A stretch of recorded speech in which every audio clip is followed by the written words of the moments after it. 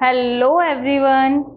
आज हम देखने जा रहे हैं this is the chapter is a living word. Okay, class 11th का ये फर्स्ट चैप्टर है। फर्स्ट यूनिट में आप इसको पढ़ते हैं।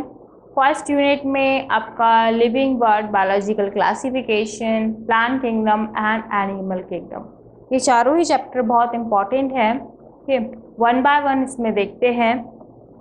लिविंग वर्ड, सबसे पहले मैं अगर आपसे बात करूँ लिविंग क्या है ना, लिविंग ऑर्गेनिजम्स क्या होते हैं, लिविंग के क्या करेक्टरिस्टिक्स हैं, दैट वन आप बता सकते हो। जो रेस्पायर करे है ना, जिसमें रेस्पिरेशन की प्रोसेस हो, मेटाबॉलिज्म हो, एक सेलुलर ओरिएंटेशंस हो, सेलुलर ऑर्गेनाइजेशन पे डिपेंड करता हो, यानी या तो वो सेल हो या टिश्यू हो या ऑर्गन लेवल पर हो या ऑर्गन सिस्टम लेवल पर हो। ठीक है, किसी एक में लाई करना चाहिए। दैट मीन्स एक पर्टिकुलर सेल प्रेजेंट होना जरूरी है, ये कह सकते हैं। ओके, क्या क्या करेक्टरिस्टिक्स हो सकते हैं, वन बाय वन देखते हैं। दैट वन किसको आप लिविंग ऑर्गेनिजम्स बोलेंगे? फर्स्टली जिसमें ग्रोथ हो, ठीक है, और ग्रोथ एंड डेवलपमेंट हो गए करेक्टर्स आपका, growth and development. And next one is a metabolism, metabolism and reproduction, cellular organization, cellular organization। Okay, तो ये कुछ करेक्टरिस्टिक्स फीचर्स हैं, और भी होते हैं। Homeostasis,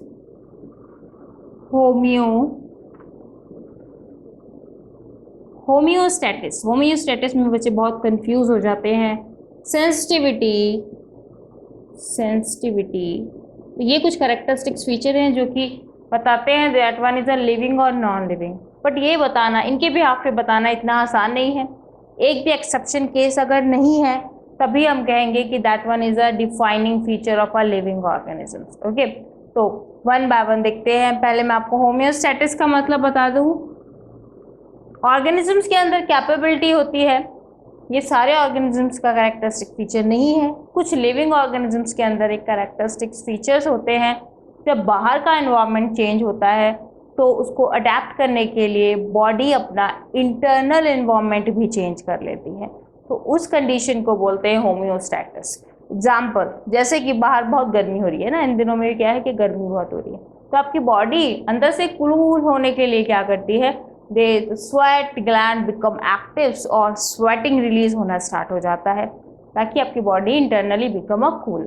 that one. अगर हम विंटर्स की बात करें, विंटर्स में क्या होता है, बहुत ठंड हो रही है, टेम्परेचर बहुत डाउन है, तब आपकी बॉडी जो है वो इंटरनली अपने टेम्परेचर कैसे मेंटेन करेगा, कैसे हीट जनरेट करता है, बाय द शिवरिंग।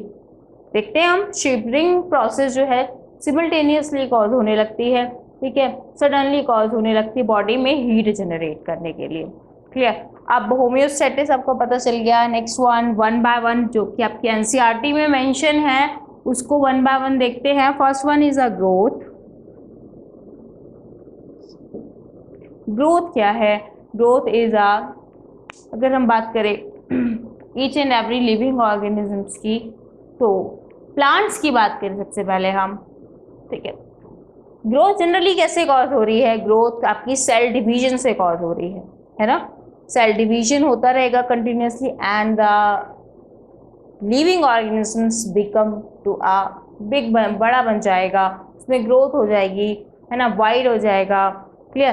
तो प्लांट्स में ये ग्रोथ जो है, यानी multiplication of a cell, life time तक चलता है। Okay, but in a human beings multiplication of a cell एक सर्टेन एज तक ही होता है, यानी कि हम कह सकते हैं इन एनिमल्स बीइंग ग्रोथ एक सर्टेन एज तक ही परफॉर्म होती है। ठीक है, पहले देखते हैं प्लांट्स की बात करें तो ये मल्टीप्लिकेशन ऑफ अ ग्रोथ और या मल्टीप्लिकेशन ऑफ अ सेल कह सकते हैं, and the growth occur during the life, growth occurs during life span. Life span का मतलब होता है जब से वो बर्थ हुए हैं and then till the date of death, उस टाइम ड्यूरेशन को बोलते हैं लाइफ स्पैन, जब तक वो अलाइव है।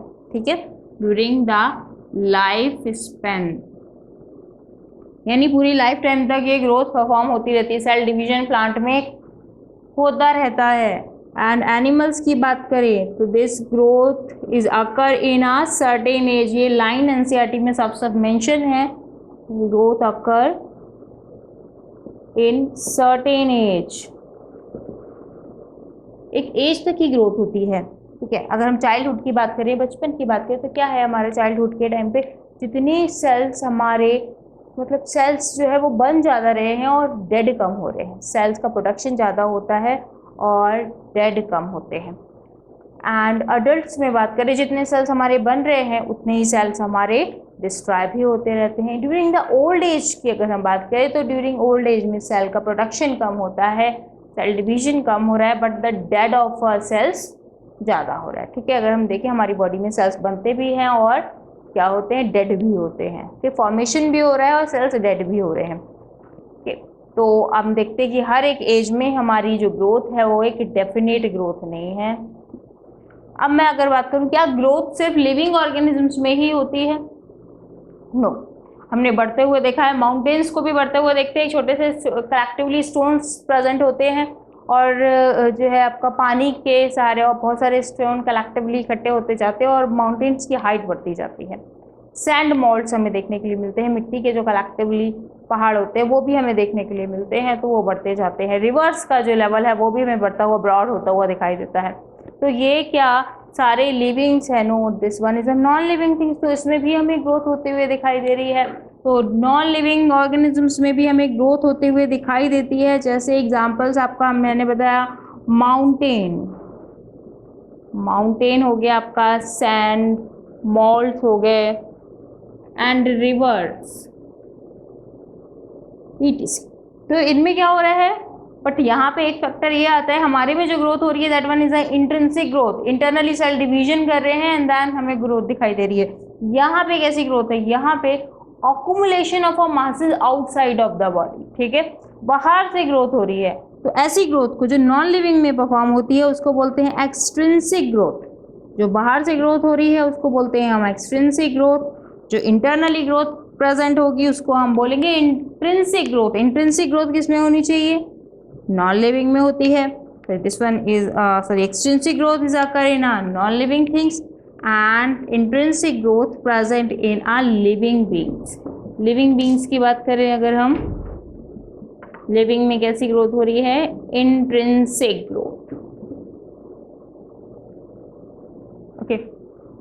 अब क्या हम कह सकते हैं growth is a defining feature? No, क्योंकि ग्रोथ हम देख रहे हैं नॉन लिविंग में भी हो रही है, तो that one is a not a defining feature of a living beings. Growth it is not a defining feature, ये एक डिफाइनिंग फीचर नहीं है लिविंग ऑर्गेनिजम्स का। फीचर ऑफ लिविंग बीइंग्स का एक डिफाइनिंग फीचर नहीं है, क्योंकि नॉन लिविंग में भी आपकी ग्रोथ परफॉर्म हो रही है। Next, reproduction is concern about the production of progeny, ये हम सबको पता है, okay. It is concern about, actually है क्या रिप्रोडक्शन, प्रोजेनी का प्रोडक्शन होना या ऑफ स्प्रिंग का प्रोड्यूस होना ही रिप्रोडक्शन है। Is may be by the gametes fusion और without gamete fusion, okay. It is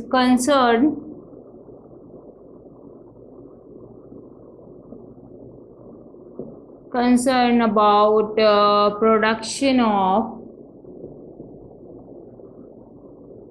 progeny, okay, called reproduction। मैंने आपको बताया रिप्रोडक्शन जो है वो गैमेट्स के फ्यूजन से भी परफॉर्म हो सकता है, विदाउट गैमेट फ्यूजन भी परफॉर्म हो सकता है, सिंगल पेरेंट से भी परफॉर्म हो सकता है।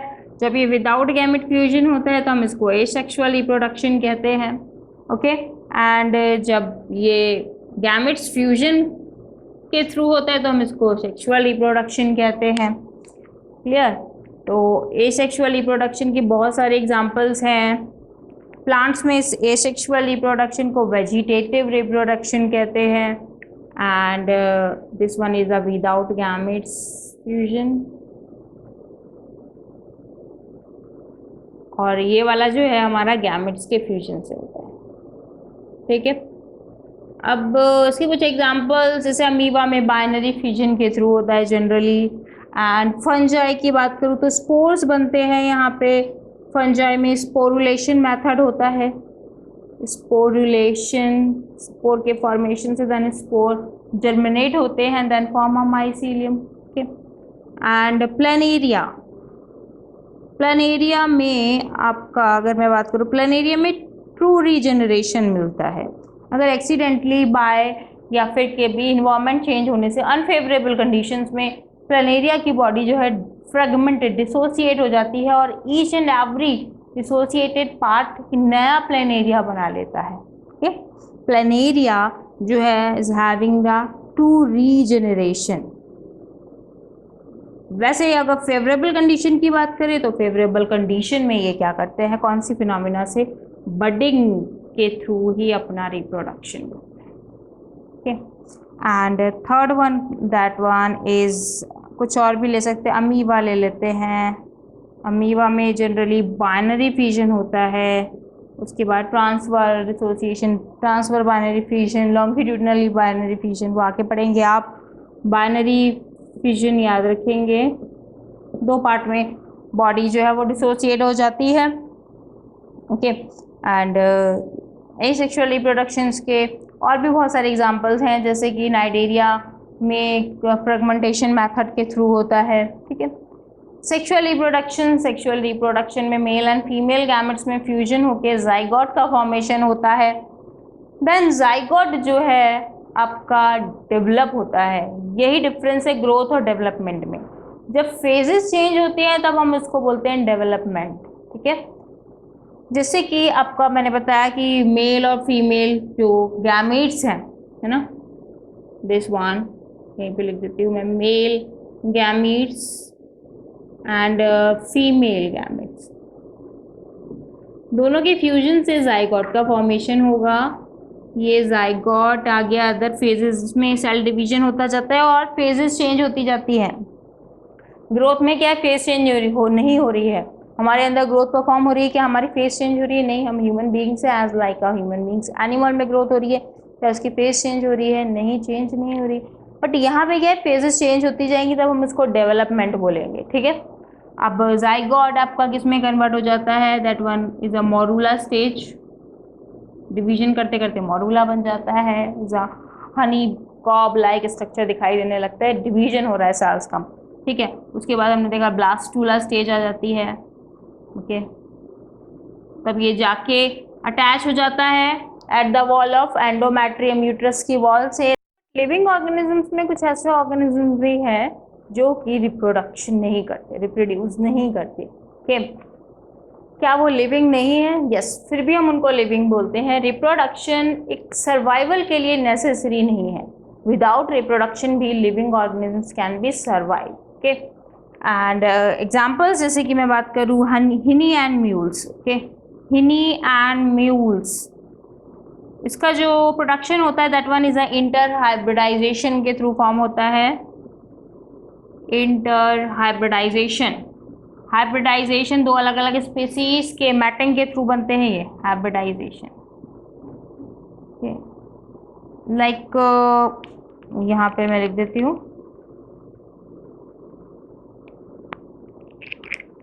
Mail donkey and female horse, mail donkey and female horse के कॉम्बिनेशन से म्यूल का फॉर्मेशन होता है। म्यूल आपने देखा होगा कि बहुत सारे एरिया में, मिलिट्री एरिया में ऊपर जाने के लिए म्यूल्स का, इसको हम खच्चर कहते हैं हिंदी में, उसका यूज़ किया जाता है। क्यों कर रहे हैं ऐसा, कॉम्बिनेशन क्यों बन रहा है?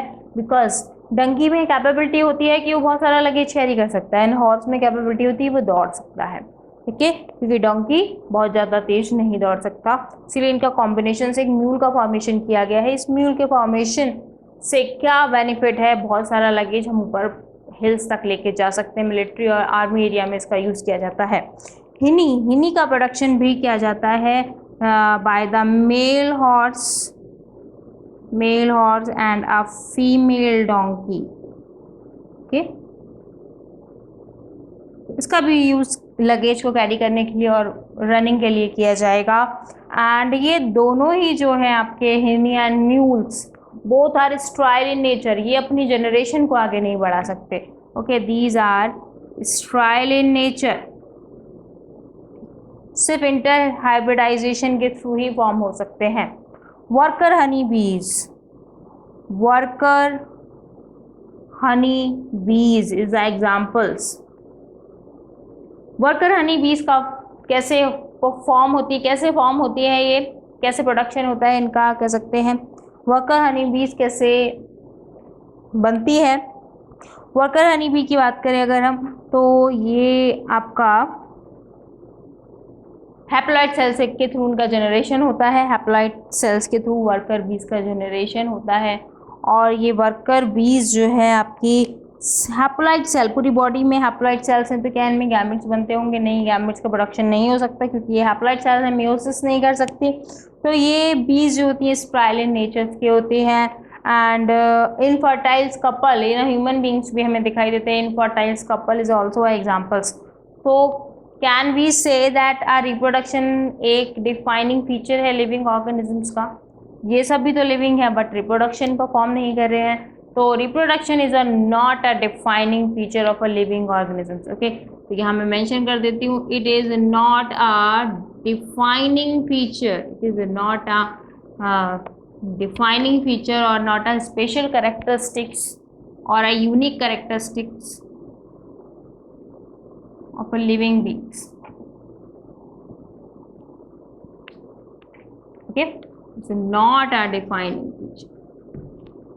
Okay, metabolism, the total sum of a reaction या biological reaction या biochemical reaction, उनके total sum को हम metabolism कहते हैं। ठीक है, अब ये मेटाबॉलिज्म जो होती है आपकी दो टाइप की होती है, कैटाबॉलिज्म और एनाबॉलिज्म।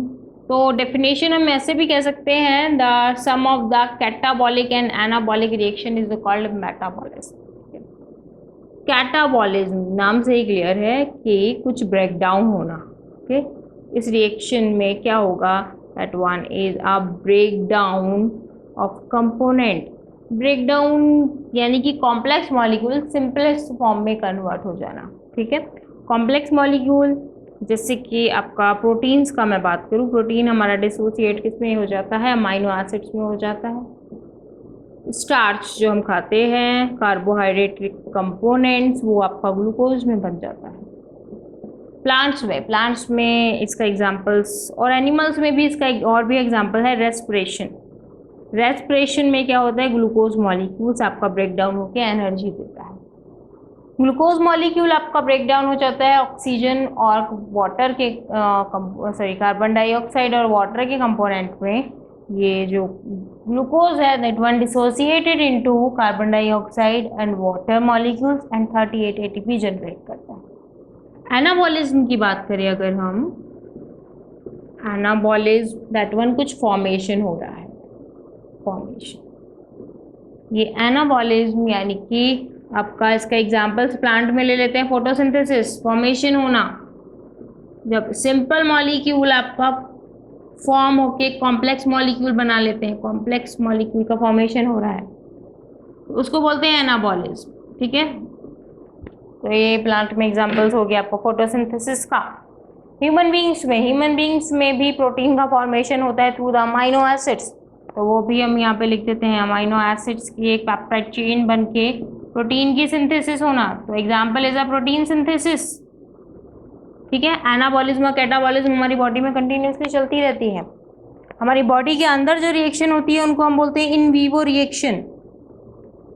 कुछ रिएक्शन बॉडी के बाहर करवाई जा सकती हैं आर्टिफिशियल तरीके से, तो that one outside the body जब कोई रिएक्शन होती है तो हम उसको इन विट्रो बोलते हैं। कहीं पे लिखा हो, देखा होगा आपने, इन वीवो अंदर side, in vitro outside the body, याद रखना बॉडी के बाहर रिएक्शन हो रही है। In vitro fertilization, IVF technology. ठीक है, तो इन विट्रो यानी कि बॉडी के बाहर हो रहा है, कहाँ पर होगा, या तो बैटरी डिश में होगा या आपका टेस्ट ट्यूब में होगा। ठीक है, in vitro fertilization test tube में परफॉर्म किया जाता है। तो ये रिएक्शंस क्या आपकी आउटसाइड द बॉडी भी हो सकती है? यस, ये रिएक्शंस है तो हम कंपोनेंट ऐड करेंगे तो रिएक्शन आउटसाइड द बॉडी भी हो सकती है। ठीक है, बट रिएक्शन जो है दिस वन ना तो रिएक्शन लिविंग है ना नॉन लिविंग है, क्लियर।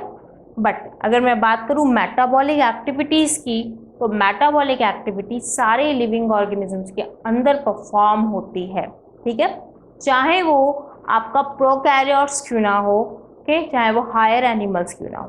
तो metabolic is a defining feature of a living beings, okay, it is a defining character. ये आपका कैसा करेक्टर हो गया, defining character of a living beings.